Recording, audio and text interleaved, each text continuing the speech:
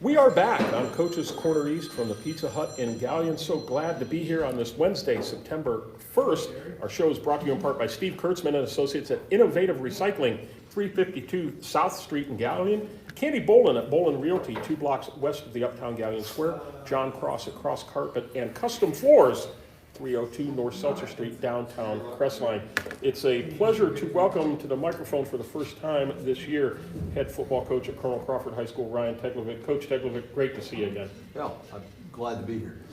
Glad to be feeling better and be able to be here. That's right, and you continue to work on those things. We talk about the importance of high school athletics and the fight and the adversity and the things, but what you've gone through, no one should have to go through. But boy, what lessons one can learn from what you've gone through, and I give you and your family all the credit in the world for digging deep and saying, I'm not going to give up. You've rested strongly on your faith, which I give you a lot of credit for as well, and probably none better to go through it than a coach that understands what adversity means.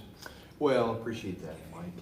It's been tough. It's been tough on the family. Been tough on me, especially the last couple of weeks. Started chemo again, and I don't know that I'm all that tough, and my family's tough, but our faith. Our faith is strong, and God's going to carry me through. There's no other way to do it, and it's nice being around these guys. It's nice being around these guys as well. They energize me, that kind of thing. It's a nice distraction from all the health stuff. Yeah, absolutely.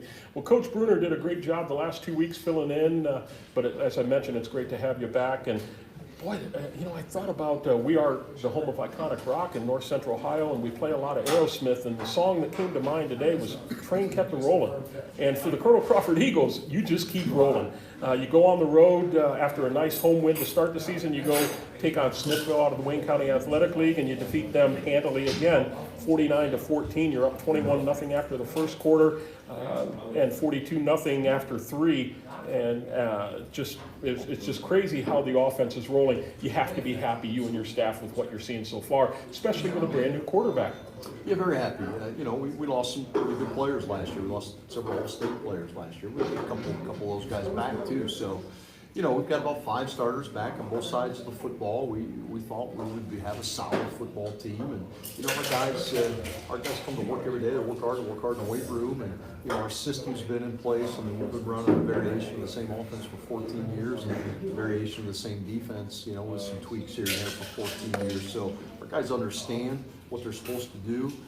They come in, they work hard, they play fast, and they've started very well. We've got a good group of seniors. I think they've done a great job leadership here these first 2 games, and we're going to hopefully we can continue to put that into action Friday night.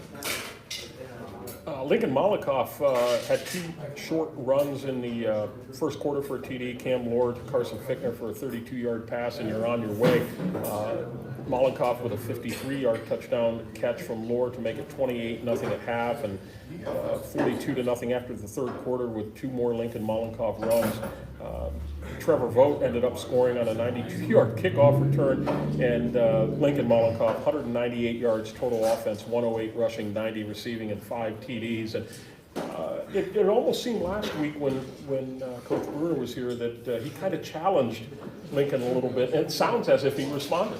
Well, he had a great game. He's a great athlete. He can do a variety of things. He can run the football, and he can catch the football, and he plays in the special teams game.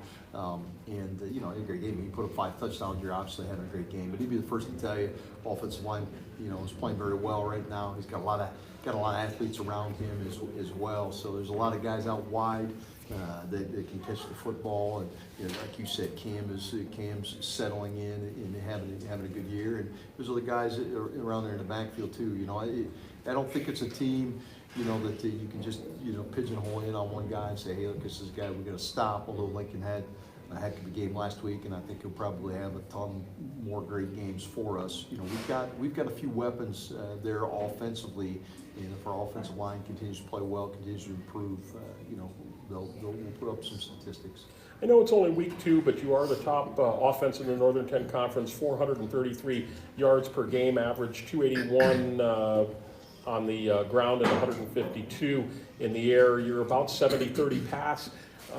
Is that kind of ideally where you want to be as an identity, or is it basically whatever the defense dictates, we're going to react accordingly. Yeah, I don't set a number. Don't necessarily even care. You know me, Spark. I'm not a big stat guy. Yeah.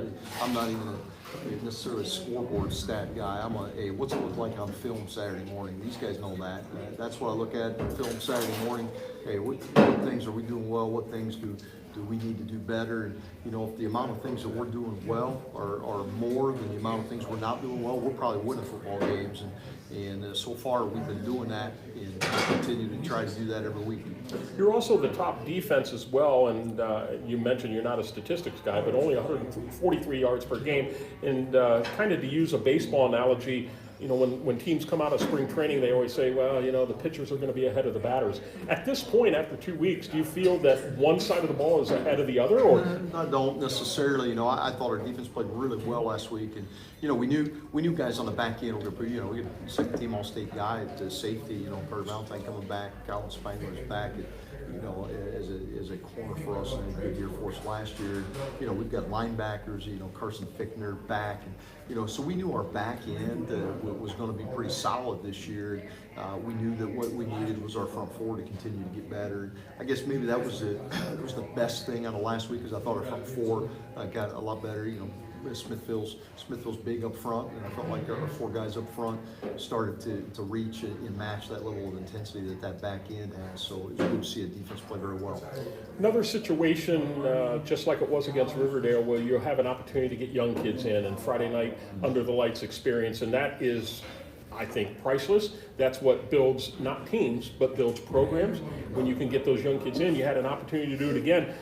What are you seeing from that younger group, your seconds and thirds, that are maybe popping your eyes out and saying, wow, I didn't know what I had until now I've seen this? Sure. Yeah. Well, I mean, I don't know necessarily there's personnel-wise things that we see there, that kind of thing. I mean, I think I see my defensive coordinator lose his hair a little bit as we drop those guys out there, maybe give up a score or two, that kind of thing. But that it's good. It's good for our guys. It's good for our young guys to get out there on Friday night. There's nothing like Friday night light experience, and those guys, they work hard all week in practice. One of the things it's kind of the way society's going, but one of the things with the whole running clock issue, and then, when you start going up to 30 and that kind of thing. And I'm not one of those guys that thinks anybody ought to beat anybody 70 to nothing, 80 to nothing. I don't think there's any room in the game of high school athletics for that. But when you shorten that clock in the second half, what it does is you get those teams that do have those programs like that like to use that opportunity to get their young guys in.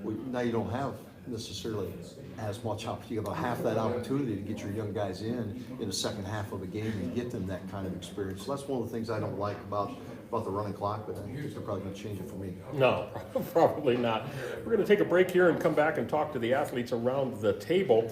I want to tell you that we are brought to you in part by Terry Gribble and Associates at your Galleon Community Center YMCA, Dr. Erica Schieber at Bucyrus Veterinary Service, 222 West Mary Street in Bucyrus, and Rod Steiger and Associates at Pizza Hut here in Galleon and Bucyrus, opening soon. Host of our show since 1992. And remind everybody that you're watching Coach's Corner East on the home of iconic rock, Q92.7 WQEL in Bucyrus. Now around the table with the players from Colonel Crawford High School. We're up first with senior Michael Walsh, and Michael, thanks for coming out, sporting that Wyoming T-shirt, which I love, the brown and the gold. So, are you a big Wyoming fan, or you just like the color? It's actually a Josh Allen shirt, so I'm a big Josh Allen guy. So, are you a Bills guy too? No, that's why it's Wyoming. I'm a big Steelers guy. So. Oh gosh, okay. Well, you shouldn't have gone that far, but that's okay. We're here to talk about high school football, and you guys are just rolling. You pick up where last year left off. Minus the loss in the playoffs, but what has been kind of the biggest thing for you take away after 2 weeks and you say, wow, we have a lot of potential here? I think we're just working really well as a team together, and I think that's what's keeping us going. What are you playing position-wise on both sides of the ball? I am playing defensive back, and then I'm a quarterback on offense. Okay. Now, have you seen any time at quarterback here in these first couple games? A little bit. A little bit, okay. But mainly on the defensive side. What do you like about the leading defensive team in the N10 right now, albeit only after 2 games? It feels pretty good. I mean, it's nice knowing that offenses struggle against us. Mm-hmm. I mean, it builds confidence for us. Yeah, absolutely. Very good. Well, thanks for coming out. Good luck this week against Cardington at home, and hopefully get another win and keep rolling. Next up, lineman Nick Teglovic, a senior. Nick, it's so good to see you again, although it was only not even 24 hours. I saw you at the volleyball match last night, and you told me you were coming by, not to talk to me, but to eat pizza. So Yes, yeah. let's get our priorities straight here. Yeah. Right? But welcome, and Thank you. very special senior year, and talk to your dad, coach, here a little bit about the things off the field. And how does that, it's one thing to have your dad as a coach, but to go through what you've gone through, what has that done from just building up the metal, so to speak, of adversity and saying, when you're out there on the line and maybe things aren't going well, which they have been, but there's going to be a point in the season where they're not going to go so well, that you start saying, hey, listen, this is nothing compared to, and not that it's about you or it's about, Right. You follow what I'm saying. Yeah. Has that played into your mind at all? Not really. When I'm out there on the field, the only thing I'm thinking about is playing football, and the test is probably what my dad's thinking about too. Is so we try to leave everything outside at home, and when we're on that field, it's football time. We don't think about anything else. Yeah, so whatever happens inside the boundary is football related, Yes. and then the rest will take care of itself. Yes, sir. Offensively, you're just rolling. You continue to put up points, put up yards, and I know Lincoln, if he were here, would be the first one to say, it's the boys up front that are doing it Yes. for me. How proud have you been of what you've accomplished just in 2 weeks, that whole interior line? I'm pretty proud because being the only senior on the line, mine is Carson Fickner at tight end, but I always tell him that he doesn't really count as a lineman. But I'm proud of those guys and where they work their butts off, and they really looking like a good line. Where's room for growth then? I mean, there's always room for growth. We got to work on our pass pro. We got to work on our run. But, I mean, we're looking pretty good right now. We can always get better. All right, very good. Well, good luck this week against Cardington. Thanks for coming. Tahj Smith, senior defensive lineman, right? Yep. And I was blessed to watch your first game against Riverdale, and you guys bottled things up pretty doggone well defensively, and apparently did the same against Smithville. You shut them out until young guys got in there. What is the magic elixir that you guys are just shutting teams down? What's happening, especially on the line, that's shutting these offenses down? I think that we're communicating very well as like a whole defense, and at practice we really put in the work and focus on what we need to do so that we can do what we've done the past 2 games. You're only 2 weeks in, but talk about the untapped potential of what this defense can be once you get through the non-league schedule this week and go into the league. Because we're not looking too far ahead. We're not looking past Cardington, but Cary looms on the horizon, a very strong running team. And you're going to have your hands full with that. But even Cardington this week, what are some untapped potential that this defensive unit can come up with? Well, we're only getting better. The past 2 games we've done really good. Cardington, from what we know, is a pretty good team. They like to run the ball a lot, and this game will only make us better for Cary, so we can beat Cary. Yeah. Health-wise, what's the status of your defense? You pretty healthy all in all? I think we're pretty healthy. Good. All right, very good. Well, good luck this week. Thanks for coming out tonight. I appreciate it. Carter Valentine is up next, a senior wideout defensive back who had just a stellar season, and not to add too much pressure, was rated the #1 male athlete by the Telegraph Forum.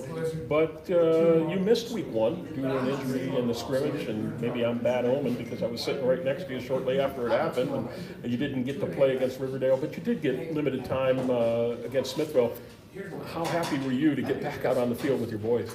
It's always good to play with your boys, really. But just watching them on the sideline and watching how good they've been these past few games, it's the progress we've made throughout the year. I think there's always progress to make throughout the year as well. So, it was honestly good to be back there. Did you get snaps on both sides of the ball, or did you only play on one side? I got a few snaps on defense, but mostly just offense. From the situation that you had with the foot, how you feeling right now? You cleared to go, good to go? Good, yep. Everything's good, feeling good? Yep. Ready to go, and just as the non-league finishes up and getting league ready, how do you feel from a conditioning standpoint, having missed some time? You missed the second scrimmage, you missed the first game. How are you feeling with that right now? Back like I never left. Really. Well, yeah, I mean, you're in a heck of a lot better shape than I ever was, so I'm sure it's not a problem for you. What do you know about Cardington, what you've seen on film that concerns you? You know, they're a big team. You know, they're fast. They got a really good quarterback. They got a good running back as well. You can never look past the team, really. So I think there's always room to improve, and you got to keep practicing like it's the hardest game to play. Yeah, for sure. Well, thanks for coming out tonight. I certainly appreciate it, and good luck this weekend. Finally, Caulen Spangler, senior as well. Hi, Caulen. How are you? I'm great. How are you? Great. Positions on the team this year? I am a corner, and then I play wide receiver and wing on offense. Okay. Do you prefer one side of the ball to the other? I love defense. Why? Why is that? I didn't play like one snap of offense last year, so I played a lot of defense, and I really got my feet settled in it, and I just am so comfortable in it, and I know what I'm doing. Yeah, very good. Teams really, I mean, I watched the Riverdale game. They didn't try to throw too much. Did Smithville try to throw, or did they kind of pound the ground a little bit? They ran the ball a lot, but they tried to throw a few times. I mean, it could have worked, but we definitely have some things to work on when other teams do pass, because we haven't seen it as much as we will. Yeah, yeah, for sure. So coming in as a defensive back, certainly you want to be participating, and I know you probably have to come up and run support, but are you kind of thinking back there, geez, I wish you'd kind of throw my way a little bit. I'd like to do some things, and I'm sure Carter's going to feel the same way with as many picks as he had last year, but this whole defensive backfield, do you talk about that and say, come on, guys, put it up a little bit? Yeah, sometimes it gets, I guess, somewhat boring, but we kind of like it like that because we know we're doing our jobs, and our front guys are doing their jobs, the defensive line, and especially the linebackers too. They're doing their jobs so well. Very good. Well, thanks for coming out. Good luck this week against Garden. You bet. We are going to come back to Coach Ryan Teglovic here in just a moment. We're brought to you in part by Don Barr & Associates at the Galleon Building and Loan Bank, Matt Studer at Spitzer Chrysler Dodge Jeep Ram and Kia 1 mile east of the Richland Mall, and Mark Osborne & Associates at E-Crane International, serving worldwide markets from the Galleon Industrial Park. Coach Teglovic back with us here, and Coach, confident group, but I don't think they sound like a cocky group. Do you like the spot where they're at right now mentally? I do. I felt like this week has been our best week of practice. I feel like, we're continuing, even though we're 2-0, I don't feel like our guys have taken anything for granted. I feel like this week they've come out working even harder. So, yeah, I like where we're at right now. I'm just going to keep going. Cardington comes to your place, Gary Field, in North Robinson on Friday night. Head coach Todd Brenninger. They are 1-1. They defeated Elgin, a team that Galleon right across the way had beaten in week one. Another close game for Elgin. They fall 20-16 after being shut out. Cardington was shut out by Fairbanks 17-0 in the first game. What do you see as their strengths and maybe some things that you can take advantage of? Well, their skilled guys offensively are pretty good. Their quarterback's about a 2.5-year starter. He's a big kid, 6'3", 215, and I think he throws it pretty well, and he's got pretty good feet too. So, we've got to make sure we can contain him, keep him in the pocket. They've got two brothers, Plowman brothers. They're juniors. They started last year as sophomores, running backs. I think they have good speed. I think they play very hard. So I think their strengths are definitely in their skilled guys. We've got to be able to take advantage of things up front. We've got to be able to establish a line of scrimmage and continue to play well at the line of scrimmage. I think that's a thing we can take advantage of. Special teams is going to be something that we need also to take advantage of. Defensively, I like, I really like number 13. I think he's a good player, 54.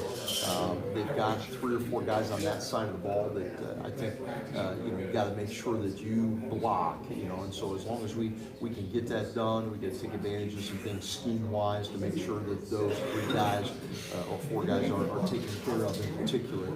And our guys have done a pretty good job so far this week in terms of executing the game plan of that in practice. I think there's also some things we can take advantage of, hopefully in the passing game as well. So,